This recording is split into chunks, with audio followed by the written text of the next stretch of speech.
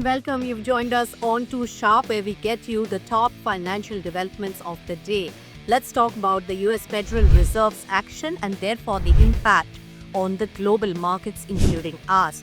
So first of all, US Federal Reserve has reduced the interest rates by 25 basis points, as has been anticipated by the markets world over. But what was not expected fully was the hawkish statement that came in from the Federal Reserve, that is the reduction in the projected interest rate cuts for the year 2025, and that has been reduced by the US Federal Reserve from 4 earlier to now 2. That also, remember, lifts some bit of pressure from the Reserve Bank of India to take a policy decision on cutting interest rates. Remember that the Reserve Bank of India has said time and again that they are razor sharp focused on cooling of inflation before the interest rate cut is really announced. And remember that food inflation is at elevated levels. So putting all that together, and also including that it's the expiry day, it's a Thursday, the Indian markets really were roiled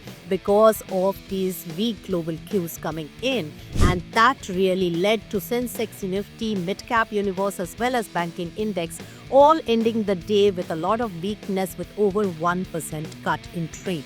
The only pocket of the market which ended in the green was the pharma sector. In a way, it looked like a safe haven approach which attracted more buying by the market, and it clearly outperformed the rest of the market. So that was the market sentiment, completely fed up today. But on the other hand, let's talk about the currency market as well. Fed's hawkish statement has also given more strength to dollar index, and that has caused a lot of damage to Indian rupee. Indian rupee touched the psychological sentimental level of 85 rupees to a dollar for the first time, and rupee weakness is a cause of concern. Of course, the Reserve Bank of India has been intervening in the market to arrest the fall of the Indian currency. But overall, there are several factors which are really impacting the rupee's strength at the current moment. In fact, most of the economists and analysts are predicting a downward fall of rupee from here on. And here are the few reasons for it. First of all, a strong dollar, and it is likely to get stronger. Also, Donald Trump coming in and has been making statements about a trade tariff war, and that could cause more jitters in the currency market across the globe, and that is an impending trouble that could really impact rupee going forward, apart from other currencies in the region, especially China.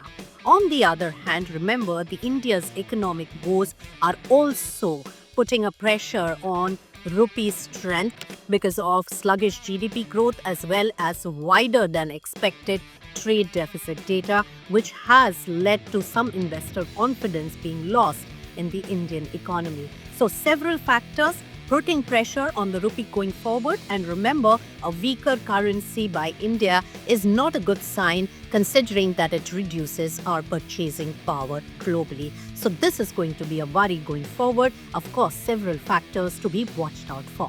With that, it's a wrap on Too Sharp.